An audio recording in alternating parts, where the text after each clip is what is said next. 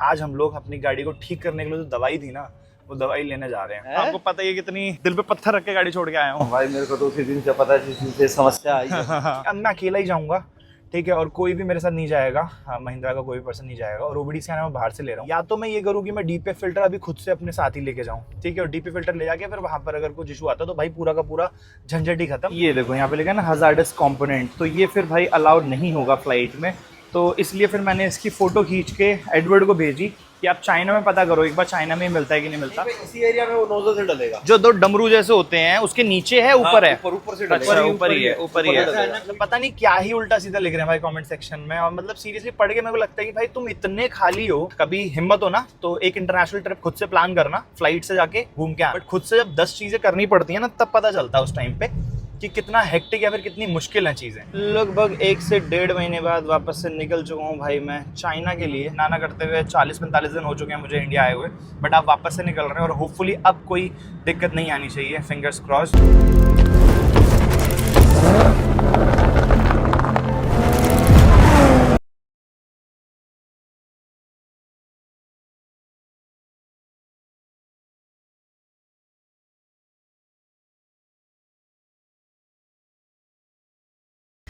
China की ठंड और यहाँ की गर्मी एकदम एक्सट्रीम या फिर ड्रास्टिक चेंज है क्लाइमेट में, दिल्ली में और तिब्बत रीजन में भी।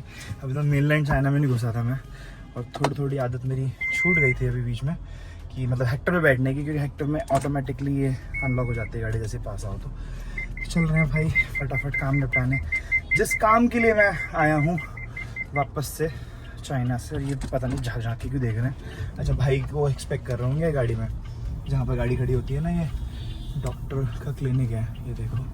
तो यहीं पर ही भाई को सोच रहा हूँ, भाई बैठा है, मेरे को देख के सोच रहा हूँ ये कहाँ से आ गया इतनी जल्दी। चलो जो निकला जाए। बाकी बहुत सारी बातें करनी है आज आप लोगों से मेरे को, बहुत सारी, मतलब बहुत सारी, ठीक है। तो सारी बातें अभी एक एक करके करेंगे। बहुत लंबा सफ़र है, बहुत लंबा तो नहीं बट है हमारे पास 1-1.5 घंटे। 28 किलोमीटर के 44 मिनट्स।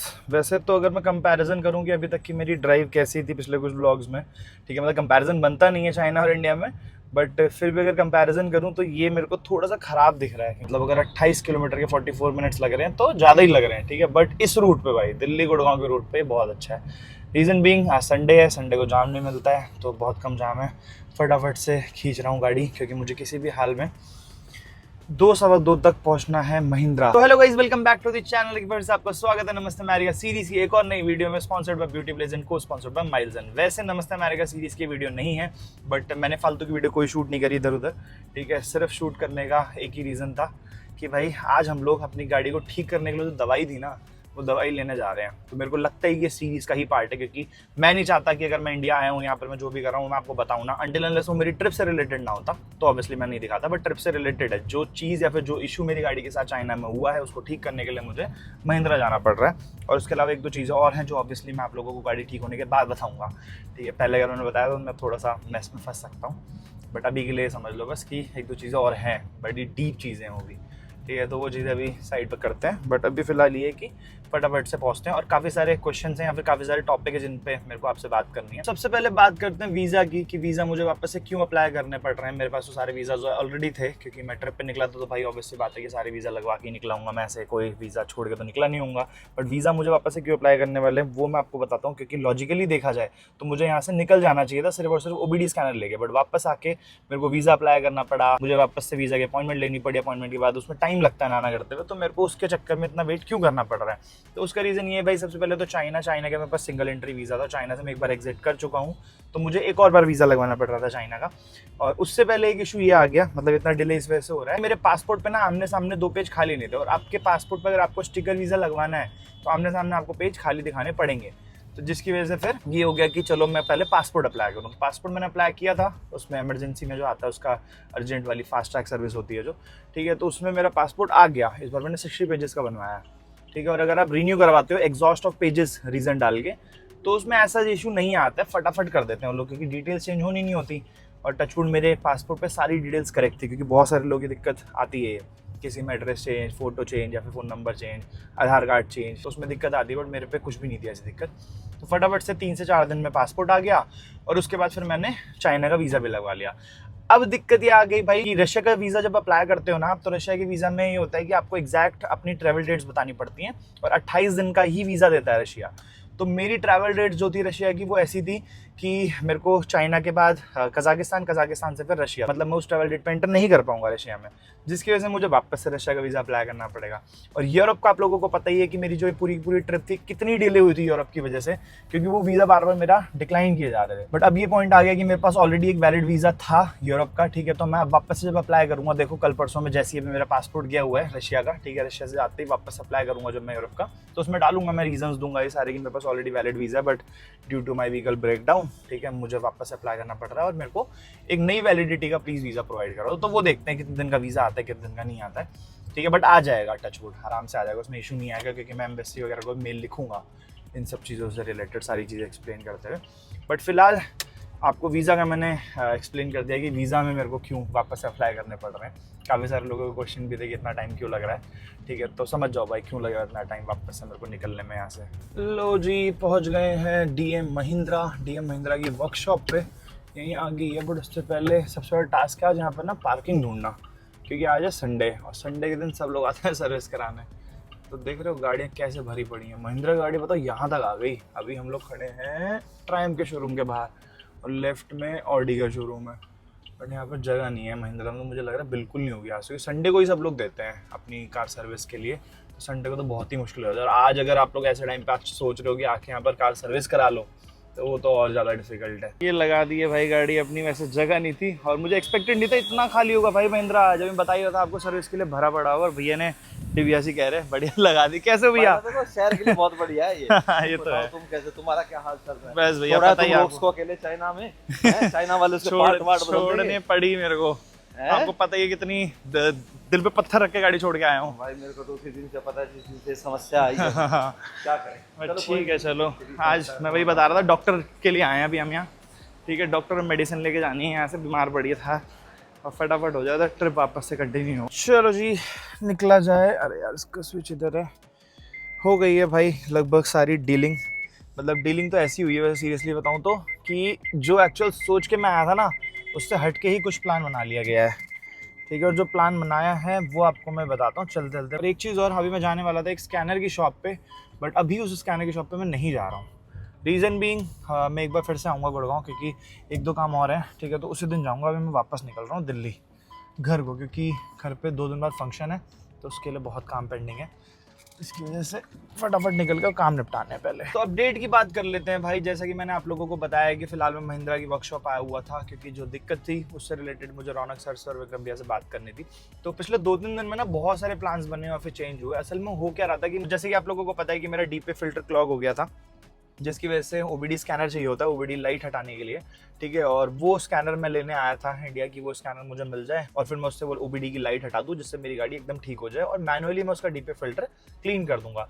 बट दिक्कत ये आ गई कि महिंद्रा की तरफ से ऐसा है कि नॉन ऑथराइज्ड पर्सन के हाथ में अपना ओबीडी स्कैनर नहीं दे सकता है, जिस रीज़न की वजह से मेरे साथ ये हो गया, मुझे अब किसी महिंद्रा के ही ऑथराइज्ड पर्सन को अपने साथ लेके जाना है, ठीक है। तो उसके लिए फिर मुझे टाइम लग गया। और जैसे कि मैंने बताया अभी आपको, वीज़ा में थोड़े इश्यूज़ हो रहे थे, जिसकी वजह से फिर ये हो रहा था कि भाई वीज़ा वापस से अप्लाई करने पड़े, टाइम लगा जिसके लिए, और पासपोर्ट भी लगा, ठीक है। बट अब वो चीज़ तो सॉर्टेड हो गई थी। फिर वो बंदा डिसाइड कर रहे थे हम लोग मिलके कि वो बंदा होगा कौन जो जाएगा। बट मुझे ऐसा इंसान चाहिए था कि यार अगर वहाँ पर जाके छोटे मोटे इश्यूज़ नहीं हुए और ओबीडी से रिलेटेड ही या फिर डीपीएफ से रिलेटेड कोई बड़ा मेजर इशू आ गया, तो कोई ऐसा बंदा जाए जो वो चीज़ ठीक कर पाए। तो मैं ये सोच रहा था कि ऐसे हो जाए भाई। अब ऑथराइज्ड पर्सन ले जाने का सिर्फ एक रीजन था कि ओबीडी स्कैनर वो अपना नहीं दे सकते थे महिंद्रा वाले। तो भाई मुझे बाहर से कहीं से पता चला कि ओबीडी स्कैनर बाहर भी मिल सकता है। अब जो अनमोल की गाड़ी में ओबीडी स्कैनर लगा था ना, वो था गरुड़ा 2, ठीक है। तो अनमोल का ही मेरे पास फोन आया, वो कह रहा भाई गरुड़ा 2 तो मार्केट में मिल रहा है। तो गरुड़ा 2 जो ग्लोबली या फिर जिसके ऊपर जियो फेंसिंग नहीं होती है, ऑल ओवर वर्ल्ड यूज होगा, वो वाला गरुड़ा 2 पता किया मैंने। तो वो इजीली मार्केट में मिल रहा है, थोड़ा एक्सपेंसिव है बट मिल रहा है, तो वो खरीद सकते हैं। तो यार वो अगर मैं खरीद लेता हूँ तो मेरे को आगे फ्यूचर में भी काम आएगा, क्योंकि गाड़ी तो मुझे रखनी है। तो इस रीजन की वजह से मैंने सोचा कि यार किसी इंसान को अगर मैं अपने एक्सपेंसेस पे लेके जाऊंगा तो ऑब्वियसली बहुत खर्चा पड़ेगा, तो उससे अच्छा ये है कि मैं गरुड़ा 2 खरीद लेता हूँ। बट फिर ये इशू आ गया कि अगर सिर्फ ओबीडी स्कैनर से वो चीज़ नहीं ठीक हुई, क्योंकि होता क्या है ना कि जब आपकी ओबीडी लाइट आती है उसके बाद आपको तुरंत वो ठीक करना पड़ता है, इशू रिजॉल्व करना पड़ता है। बट अगर उस टाइम पे आप लोगों ने नहीं किया तो उसके बाद उस पर कुछ भी हो सकता है, क्या पता उसका जो इनलेट और आउटलेट की पाइप होती है वो चोक हो जाए, या फिर उस जो सूट मास होता है बहुत ही एक्सट्रीम लेवल पे जमा हो जाए। तो जिसकी वजह से थोड़ा एक मेरे को चाहिए था कि कोई जाता है, चलो भाई खर्चा होता है बट जाके एटलीस्ट ठीक करके आ जाए पूरा सही तरीके से। तो इस रीज़न की वजह से मैंने सोचा कोई साथ में चलेगा तो ज़्यादा ठीक रहेगा। बट फिर अब ये दिक्कत आ गई भाई कि जो बंदा जाना था जिसको, ठीक है, उसमें थोड़े इशू आ गए कि वो कौन जाएगा, और कोई ऐसे जाने के लिए रेडी नहीं होता क्योंकि किसी की ट्रैवल हिस्ट्री नहीं, और चाइना में आपको पता ही है आने जाने का क्या सीन है। तो बहुत सारी चीज़ें अभी डिस्कस करके ये निष्कर्ष निकाला गया भाई कि अब मैं अकेला ही जाऊँगा, ठीक है, और कोई भी मेरे साथ नहीं जाएगा, महिंद्रा का कोई भी पर्सन नहीं जाएगा, और ओबीडी स्कैनर मैं बाहर से ले रहा हूँ। अब देखते हैं वो 2-3 दिन में आके मैं लेके जाऊँगा। और उसके अलावा जो डीपे फिल्टर वाली बात थी ना, वो मैंने डिसाइड किया, उसमें 2 ऑप्शन है, या तो मैं ये करूँ कि मैं डीपे फिल्टर अभी खुद से अपने साथ ही लेके जाऊँ, ठीक है, और डीपे फिल्टर ले जाके फिर वहाँ पर अगर कुछ इशू आता तो भाई पूरा का पूरा झंझट ही खत्म, सारा का सारा सिस्टम निकालो डीपे फिल्टर वाला और नया डाल दो और गाड़ी लेके निकलो, ठीक है। और अगर ये नहीं करना, क्योंकि ये थोड़ा सा एक्सपेंसिव, डीपी फिल्टर पूरा पूरा भाई बहुत एक्सपेंसिव आता है, ठीक है, और ये नहीं करना है तो मैं थोड़ा रिस्क लूँ और ऐसे ही जाऊँ और फिर ट्राई करूँ कि ओबीडी स्कैनर से नहीं होता तो मैनुअली उसको क्लीन करूँ, जो क्लींजर आता है उसका एक, ठीक है, तो उससे क्लीन करने की कोशिश करूँ। और अगर उससे भी नहीं होता है तो मैं किसी इंसान को बोलूँ कि भाई आप आ जाओ खरीद के, ठीक है, और फिर जहाँ मेरे ओबीडी स्कैनर सिर्फ डीपी फिल्टर के पैसे लगने थे उसकी जगह मुझे उसका भी एक्सपेंस थोड़ा उठाना पड़े उस बंदे का।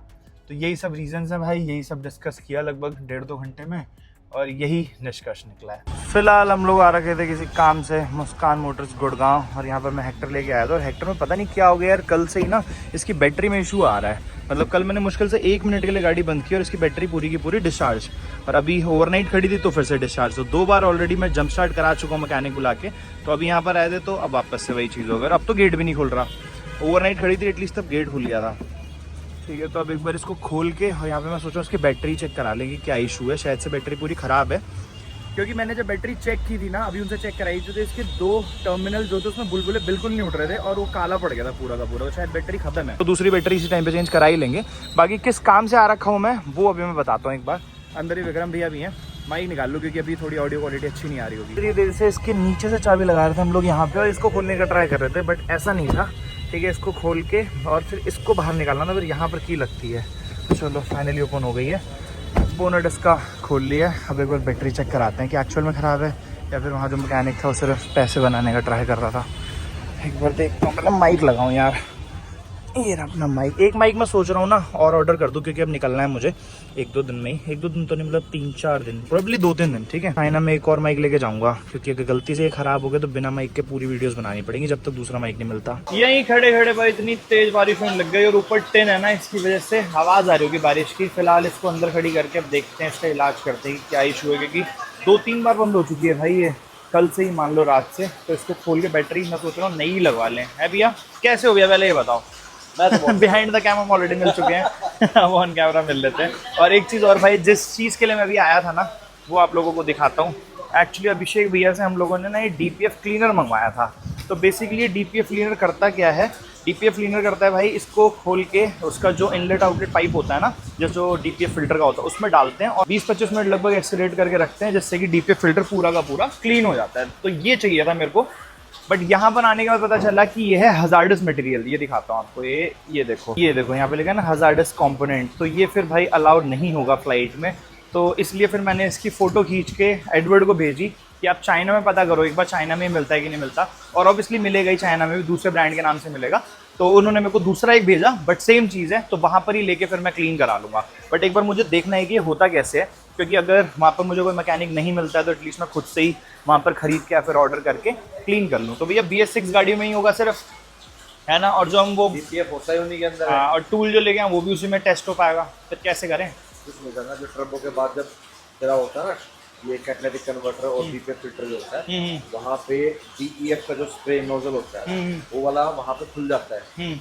वहाँ पे खुल के कुछ नहीं करना, ये खुलेगा, ये साथ में आता ही है लगभग, ठीक है। लगा के पूरा डाल दियो अंदर, डाल के और पहले अपना ना वो OBD स्कैनर लगवा के और रिमूव कर दो। उससे पहले से कोड इरेज करा दो और फिर एक्सेलरेट कर रखियो थोड़ा सा उसको, सब निकल जाएगा। तो उसके बाद ऐसे कुछ बोलते हैं कि 50-60 किलोमीटर गाड़ी चलाओ तेज स्पीड पे, बस वो भी करना पड़ता है।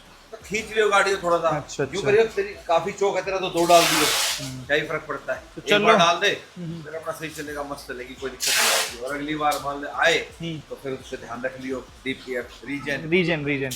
तो सही है भाई, चलो ये करेंगे। बाकी अब ये ठीक हो गया कि गाड़ी ना गोलमुड में है। गोलमुड से जो रास्ता है सारा का सारा मेनलैंड चाइना है, हाईवे एक्सप्रेसवेज का रास्ता है, तो काफ़ी अच्छी सड़क मिलने वाली है। तो जो वो एक मेरे को कंसिस्टेंट स्पीड चाहिए थी ना, 80, 90 या 100 के ऊपर चलानी है जब वो 20-25 मिनट, तो वो इजीली मेरे को वहाँ पर मिल जाएगा रास्ता। क्योंकि जहाँ पर गाड़ी खराब हुई थी वहाँ पर ऐसा कोई ऑप्शन नहीं था। रीज़न बीइंग क्योंकि वहाँ सारे उबड़ खाबड़ रास्ते थे, चाह के भी मैं वहाँ नहीं भगा पाता, गाड़ी टेढ़ी मेढ़ी हो जाती है अंदर से पूरी। तो इस वजह से वहाँ पर अगर ठीक भी हो जाती तो भी इशू आता। बट अब जहाँ पर हूँ वहाँ से कोई चक्कर नहीं पड़ेगा। बट उससे पहले बैटरी लगवा लेते हैं, क्योंकि अभी एक गाड़ी का इलाज करना है तो दूसरी गाड़ी का करना पड़ रहा है। इसका बैटरी ठीक कराते हैं। पांडे के साथ कलोल होती रहती है। तो मैंने कल दिखाया था ना जिनको मैंने मंगाया था इसका जंप स्टार्ट करने के लिए, तो उन्होंने बोला था कि ये दो शायद या ये दो, इन दोनों में बबल्स बिल्कुल भी नहीं बन रहे हैं। और बबल ना बनने का मतलब है कि उसका जो अंदर चिप होती है, क्या होता है अंदर इसके वो होते हैं, सेल होते हैं, तो सेल, मतलब उस पर ब्लैक हो गए थे वो कह रहा। हाँ। हाँ, तो फिर इस चक्कर। बट 2 साल में बताओ, 2 साल में हो गया। बस बैटरी खराब हो जाए 6 महीने में भी। अच्छा जी। पहले ही क्वालिटी नहीं आती अच्छा, मेरी इसकी वारंटी भी है। बैटरी की। नहीं, पूरी मैंने उसकी वो वारंटी ली थी, लगभग 3 साल की वारंटी थी, 50,000 किलोमीटर, 5 साल। अभी आएगी वारंटी। वारंटी में बैटरी आती है? नहीं आई वारंटी, नहीं आएगी ना? बैटरी तो 2 साल की आती है। 18 मंथ वारंटी में होती है। अच्छा। कोई सी कंपनी की आप गाड़ी ले लो 18 महीने। 18 महीने लास्ट होता है, वैसे तो 12 महीने देते हैं, बाकी उससे ज़्यादा होगा तो 18 महीने। इसके अच्छा, ऊपर बैटरी की कोई वारंटी नहीं। ठीक है। रिप्लेसेबल नहीं है। चलो फिर नहीं लगवा लेते हैं यार। 3 बार बुला चुका हूँ, 3 बार 1500 रुपये तो वैसे ही दे चुका जंप स्टार्ट करने के, उसी में हो जाती है अभी तक कवर। ठीक है, चलो। लो भाई, आ गई हमारी नई बैटरी। पहले मैं एमरॉन की पता कर रहा था, बट भैया लेके आ रखे हैं एक्साइड। यही लगी हुई है ना इसमें अभी, एक्साइड SF सोनिक। हाँ ये भी एक साइड ही लगी है। हाँ, एक्साइड ही लगी हुई है ना। बट ये क्या कह रहे थे, 750? वो 75 एच की। अच्छा 75, ये 85 है, तो इससे हैवी है ये। अच्छा, ज्यादा है पावर। तो जैसे अगर ये नई लग गई तो अंदर डैश कैम चलता रहे, कोई इशू नहीं है ना इसमें? क्योंकि इसमें तो डैश कैम से है मुझे लग रहा है, क्योंकि 3 दिन पहले डैश कैम चेंज कराया है, मतलब लगवाया है, और डैश कैम लगवाने के बाद डैश कैम चलता रहे, कोई दिक्कत नहीं। बैटरी पी तो नहीं जाएगी, वो बैटरी डाउन है शायद, है ना। उसके 2 वो भी नहीं चल रहे, जैसे बताया मैंने, टर्मिनल 2 2 सेल नहीं चल रहे। हाँ चलो सही है, ये लगवा के ख़त्म करते हैं। एक टेंशन इसकी भी ख़त्म नहीं हो गई आज ही। ये कलोल तो बैठ गई भाई पांडे की। लो भाई, होगी स्टार्ट गाड़ी। एक प्रॉब्लम हुई सॉल्व। दूसरी करने आए थे, उसके लिए BS6 गाड़ी चाहिए, बट यहाँ पर है नहीं। तो उसकी मैंने, विक्रम भैया ने पहले कभी ट्राई किया होगा तो वो वाली वीडियो मेरे को शेयर कर देंगे, मैं वो देख लूँगा। और अगर DPF क्लीनर अगर चाइना में है तो चाइना में फिर उन लोगों को क्लीन करना भी आता ही होगा, क्योंकि इतने बड़े बड़े वर्कशॉप्स हैं वहाँ पे। तो भाई ये तो बहुत बेसिक सी चीज़ है, BS6 गाड़ियों में ऑल ओवर वर्ल्ड ये चीज़ होती है। तो फिर वो चीज़ वो खुद ही कर देंगे, बाकी जो सारा सामान है। पता है कि ये केमिकल डलता है। हाँ, हाँ। ये केमिकल डल के किस तरीके से करना है, हाँ, हाँ, थोड़ा सा तो उनको वीडियो दिखा दियो, हाँ, हाँ। ठीक है, और फिर उनको बता दियो, ठीक है। और ये केमिकल तू अपना जाके परचेज कर लियो, ठीक है, क्योंकि ये तो तेरे नहीं, को वो तो मैं यहीं से ही अपने एजेंट को बोल के ऑर्डर करवा देता हूँ। हाँ, बस करवा दे, ना ला के रख ले। कोई वैसी प्रॉब्लम आए तो बात अभिषेक भैया कह रहे हैं, नहीं, नंबर ले लिया मैंने भैया का। अपनी वो वॉइस नोट भेज देंगे, हाँ, हाँ। उसको चाइनीज में कन्वर्ट करके उनको सुना दियो। ठीक है, ठीक है, ठीक है, बस। ठीक है, ठीक है, और ठीक नहीं तो है। वीडियो कॉल कर लियो, हाँ, भैया बस, तेरे को बस। समझा देंगे हाँ, हाँ। कि ये नट खोलना है। वीडियो कॉल में ना वो वाला देख, यहाँ मोस्टली क्या है, तेरा जो इंजन है ना, हम्म। उसके इस वाले एरिया में यहीं पे आता है, बैक साइड, बस इसके साथ में ही, हाँ। यहाँ पे इसका डीपे फिल्टर नीचे है, तो यहीं पे इसी एरिया में वो नोजल से डलेगा। जो 2 डमरू जैसे होते हैं उसके नीचे है, ऊपर है? ऊपर से अच्छा, डलेगा। ऊपर ही है, ऊपर ही है। ऐसा है ना, कोई गाड़ी मेरे पास आ रही है BS6, हाँ, हाँ, तो मैं वीडियो बना के समझा के हाँ, वीडियो बना देना, वीडियो भेज देना मेरे को। आपको समझ ठीक है, ठीक है, ठीक है, ठीक है। तो ये मेरे लिए इजी हो जाएगा, बस जाके फटाफट जिस दिन पहुंचूंगा चाइना उसी दिन गाड़ी को लेके जाऊंगा वर्कशॉप पे, वहीं पर ही सारा कर दूंगा पहले। बट जो वहाँ से एरर हटाना है ना, वो एरर मैं खुद से हटा लूंगा। चलो जी, निकला जाए। फिलहाल हम लोग एक दूसरा OBD स्कैनर जो कि भैया के पास है वो देख रहे थे, बट थोड़ा सा टाइम लग रहा था। हमने कहा चलो कोई नहीं, निकलते हैं, बाद में देख लेंगे, क्योंकि बारिश हो रही है और गुड़गांव का भी इस टाइम पे पीक ट्रैफिक टाइम हो गया है, जो कि है 5:30-6। सारे ऑफिस के लोग इसी टाइम निकलते हैं, और 9 बजे से पहले अब दिल्ली के लिए निकलना महावत हो जाएगी भाई। मैं यही सोच रहा था कि पहले निकल जाएंगे, अब मुझे लगता नहीं दिल्ली निकलना चाहिए मुझे इस टाइम, खासकर बहुत गलत ऑप्शन है। हाँ चलो जी, विक्रम भैया को ड्रॉप कर दिया है और मैं निकल गया हूँ फ्लैट के लिए। पहले मैं सोच रहा था कि मैं दिल्ली चला जाऊँ, घर चला जाऊँ, बट अब नहीं जा रहा हूँ, क्योंकि आकाश आ रहा है, उससे मिलना था, तो कह रहा मैं गुड़गांव ही आ रहा हूँ, तो उससे भी एक बार मिलने ही, क्योंकि अब निकलने का टाइम आ गया है वापसी अपनी ट्रिप पे। तो पता नहीं फिर वापस कब आना होगा, तो मैंने कहा सबसे मिल के जाऊँ और वापस से फिर गुड़गांव आना नहीं है, क्योंकि सारे के सारे काम लगभग हमारे हो चुके हैं। विक्रम भैया को मैंने ड्रॉप कर दिया है, उनकी गाड़ी खड़ी हुई थी डिटेलिंग माफिया पर। अब मैं जा रहा हूँ सिया के फ्लैट पे। बारिश की वजह से ना भाई ट्रैफिक बहुत हो जाता है सीरियसली। अभी इतना टाइम लग गया, ये देख रहे हो कितना पानी भर गया भाई। और बहुत ज़्यादा बारिश मतलब हुई तो है बट बहुत कम टाइम के लिए हुई है, बहुत हैवी बारिश हुई है बट बहुत कम टाइम के लिए हुई है। बाकी यार मुझे ना एक दो क्वेश्चंस के और आंसर करने थे, ठीक है, तो मैं सोचा था कि इसी वीडियो में एक दो चीज़ों का आंसर कर दूं, क्योंकि अभी विक्रम भैया से मिला ना मैं, तो उनके माइंड में भी यही सब क्वेश्चंस थे, तो ऑब्वियसली आप लोगों के माइंड में भी आएंगे। आप लोग भी बहुत सारे क्वेश्चंस पूछते रहते हैं, मैं कमेंट सेक्शन पढ़ता हूँ और मैं ज़्यादा रिप्लाई देता नहीं हूँ, क्योंकि इस पॉइंट ऑफ टाइम पे ना मैंने एक चीज़ नोटिस करी, जब से मैंने ट्रिप शुरू की है और जब से इशू आना शुरू हुआ है पता चल जाता है भाई ट्रू सब्सक्राइबर्स कौन है। रीज़न भी ये थोड़ा सा मैं नेगेटिव बोलने वाला हूँ, मैं बोलना नहीं चाह रहा था काफ़ी टाइम से, बट मेरे को लगा कि यार थोड़ा जवाब देना ज़रूरी है, क्योंकि फिर लोगों के ना थोड़े मुंह ज़्यादा ही खुलने लगते हैं अगर आप बिल्कुल भी रिप्लाई ना करो। तो सबसे पहली चीज़ तो ये यार कि कुछ लोग हैं ना जो बोल रहे हैं तुमसे नहीं हो पाएगा और तुम बेवकूफ़ बनाओ, सिर्फ तुम वापस आ जाओ, पता नहीं क्या ही उल्टा सीधा लिख रहे हैं भाई कमेंट सेक्शन में। और मतलब सीरियसली पढ़ के मेरे को लगता है कि भाई तुम इतने खाली हो कि तुम मेरी वीडियोस को जज कर रहे हो। सबसे पहली बात देखो, जो वीडियो में डिले हो रहा है, जो इश्यूज हो रहे हैं, उन सबको रिजॉल्व करना एक तरीका होता है बोलने का, ठीक है। बहुत सारे लोग बोलते हैं, काफ़ी सारे लोगों के मैं लाइक भी करता हूँ कमेंट जिसमें ये चीज़ इंप्रूवमेंट की होती है, मैं मना नहीं कर रहा हूँ, बट एक तरीका होता है उसका भी, एक हेट देने का भी तरीका होता है ना भाई, तो वो भी उसी तरीके से दिया जाता है। तो जो कुछ लोग हैं ना भाई, मैं उनको सिर्फ एक चीज़ बोलना चाहूँगा कि भाई मत देखो ना, क्यों टाइम वेस्ट कर रहे हो, मतलब हेट कमेंट कर रहे हो और उस हेट कमेंट में साफ नजर आ रहा है कि आपने वीडियो पूरी देखी है। तो अगर 30, 35, 40 मिनट की वीडियो आप बैठ के देख रहे हो हेट के साथ, अपने मन में या फिर दिल में आपके हेट है, और उसके बाद आप 30-40 मिनट की वीडियो देख रहे हो, तो आप सोचो कितने खाली हो आप, ठीक है। एटलीस्ट मैं कुछ तो कर रहा हूँ, ठीक है। तो मुझसे कंपैरिजन तो बिल्कुल मत करो इस चीज़ में कि भाई कुछ नहीं होगा तेरे से, वापस आ जाइए है वो है, ठीक है। मैं देख लूंगा भाई मुझे कैसे करना है, क्या करना है, और कभी हिम्मत हो ना तो एक इंटरनेशनल ट्रिप खुद से प्लान करना, फ्लाइट से जाके घूम के आना। खुद से जब 10 चीज़ें करनी पड़ती हैं ना, तब पता चलता है उस टाइम पे कि कितना हेक्टिक या फिर कितनी मुश्किल हैं चीज़ें, और जब अकेले बंदे के ऊपर पड़ती हैं तो क्या होता है। तो बस इसी चीज़ का आंसर करना था। बाकी अभी ये थोड़े जो सीरियस टॉक्स हुए हैं, जिन लोगों को ना पसंद आए भाई सो सॉरी, जिन लोगों को पसंद आए हों तो वो इसके बारे में भी कुछ लिख देना, और जिनको भाई हेट फैलाना है, जिनको उल्टे सीधे कमेंट्स करना है, वो करते रहो भाई, मुझे फर्क नहीं पड़ता। इनिशियली बहुत ज़्यादा पड़ता था बट अब नहीं पड़ता, अब समझ आ गया भाई हर चीज़ वैसे नहीं की जा सकती जैसा सबको पसंद आ जाए, कुछ लोग होंगे ही होंगे, तो let it be. The next day. लगभग 1 से 1.5 महीने बाद वापस से निकल चुका हूँ भाई मैं चाइना के लिए। काफ़ी टाइम से आप लोगों को वेट था कि कब निकलूंगा मैं वापस से ट्रिप कंटिन्यू करने। काफ़ी टाइम से मुझे बहुत मैसेजेस आ रहे हैं, मैं रिप्लाई नहीं कर पा रहा था, क्योंकि लास्ट वीडियो जो मैंने डाली थी उसमें मैंने बोला था नेक्स्ट वीडियो में अपडेट दूंगा सारा का सारा, बट अपडेट के अलावा ना मैं और कोई फालतू की वीडियो नहीं बनाना चाहता था। बहुत सारे लोग कमेंट्स कर रहे थे और बहुत सारे लोग मेरे को पर्सनल डीएम भी कर रहे थे इंस्टाग्राम पे कि एटलीस्ट कुछ तो अपडेट दो, बट मैंने सोचा था कि अपडेट की ना सिर्फ एक वीडियो बनाऊंगा जो मैं यहाँ पर इंडिया में शूट करूँगा, उसके बाद वापस से मैं अपनी पूरी जर्नी कंटिन्यू करने वाला था, क्योंकि बीच में मुझे ना एक बार फ्लो नहीं तोड़ना था। मुझे पता है लास्ट वीडियो आए हुए लगभग 15 से 20 दिन हो गए हैं, बट मेरी डेट जो थी ना वो फाइनल हो चुकी थी कि मैं इस डेट को निकल रहा हूँ, बट दिवाली के चक्कर में सिर्फ थोड़ा सा एक्सटेंड हो गया, क्योंकि घर वाले भी कह रहे दिवाली पे आए हो तो दिवाली पे रुक के जाओ, मतलब 2-3 दिन की बात है। तो फाइनली भाई निकल रहा हूँ आज मैं, और ये वीडियो भी शूट कर रहा हूँ मैं। अभी ऑन द वे मैं गुड़गांव के लिए हूँ, कल सुबह मेरी फ्लाइट है चाइना के लिए, ठीक है। तो बाकी सारी चीज़ें कल बताऊंगा, बट अभी के लिए सिर्फ मुझे अपडेट देना था। तो भाई जिस चीज़ के लिए मैं आया था इंडिया, गरुड़ा लेने, बेसिकली गरुड़ा 2 जो अपना OBD स्कैनर है महिंद्रा का, वो मैंने ले लिया है। बेसिकली पूरा अपडेट दे दिया मैंने आप लोगों को कि कैसे मैंने कहाँ से क्या लिया, और OBD स्कैनर मैंने कहाँ से लिया वो मैं आप लोगों को नहीं बता सकता हूँ, क्योंकि है कुछ रीज़न उसके पीछे, मैं नहीं बताऊँगा, ना ही मैं आगे चल के बताऊँगा। बस ये समझो कि अब मैं खुद का ही OBD स्कैनर लेके जा रहा हूँ जो सपोर्ट करेगा महिंद्रा की सारी गाड़ियों में, ठीक है। और अब हमारी थार में भी ऑब्वियसली करेगा ही करेगा। अब सिर्फ मुझे एक रिस्क लग रहा है, जो कि ये है कि अगर सूट मास ज़्यादा हो गया होगा गाड़ी में, तो फिर मुझे मैकेनिकली वो गाड़ी ठीक करानी पड़ेगी, जिसके लिए लगेगा टाइम। और मुझे याद आया था कुछ दिन पहले कि मैं ना अपनी थार बैटरी का जो प्लग था वो निकालना भूल गया था, जिसकी वजह से वो पक्का डिस्चार्ज हो गई होगी बैटरी।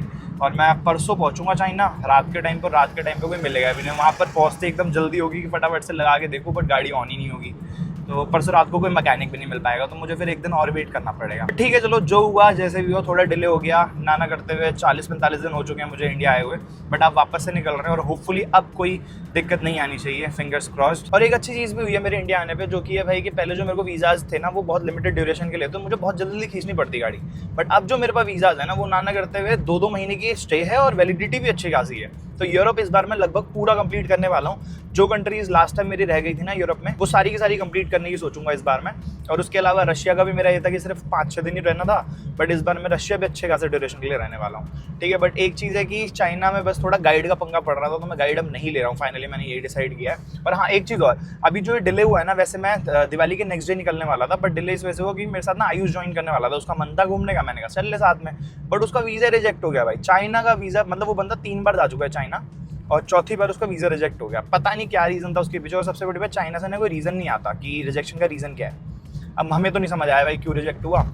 बाकी वो बोल रहे कि मतलब 100 में से एक ही वीज़ा रिजेक्ट होता है अगर आपकी प्रोफाइल अच्छी है तो। वो तो समझ आया नहीं क्यों रिजेक्ट हो, बट उसने बोला कि कोई नहीं, चलो आगे कहीं पर ज्वाइन करना चाहेगा कर लेगा, बट फिलहाल ये कि भाई मैं अकेले निकल रहा हूँ। तो अभी अपडेट देना था मैंने कि इसलिए कैब में दे देता हूँ, क्योंकि आज मैं गुड़गांव जा रहा हूँ। गुड़गांव मेरे को बेसिकली कुछ काम है, वो नेक्स्ट वीडियो में बताऊंगा क्या काम है, ठीक है। और कल सुबह मैं निकल जाऊँगा एयरपोर्ट के लिए, क्योंकि सुबह के टाइम पे दिल्ली से गुड़गांव आना फिर वही बहुत ज़्यादा जाम होता, तो लेट नाइट निकला हूँ मैं, तो इस टाइम पूरा खाली आधे घंटे में पहुँच जाऊँगा। और कल फिर नया फ्रेश ब्लॉग शुरू करेंगे अपनी चाइना की जर्नी के लिए। चाइना निकलूंगा मैं, और चाइना फिर परसों होपफुली गाड़ी ठीक करके उसके नेक्स्ट डे से हम लोग अपनी ड्राइव शुरू कर देंगे। बाकी ब्लॉग का जो अपडेट है वो ऑल्टरनेट डेज पे भी रहेगा, जैसे कि पहले मैंने बताया था। टिल चाइना एग्जिट करते ही मैं डेली ब्लॉग शुरू कर दूंगा। और अब एक चीज़ और है, वो भी कल ही बताऊंगा, जिसलिए मैं भी गुड़गांव जा रहा हूँ। तो अब ब्लॉग में भी कोई ऐसा इशू नहीं आएगा, मुझे बेसिकली एडिटिंग से थोड़ी सी राहत मिल जाएगी। तो खत्म करते हैं भाई इस वीडियो को। आई होप ये ब्लॉग आपको अच्छा लगा होगा, पसंद आएगा तो लाइक कर देना। चैनल का कंटेंट अगर अच्छा लग रहा है तो सब्सक्राइब के बिना मत जाना। मैं मिलता हूँ आपसे नेक्स्ट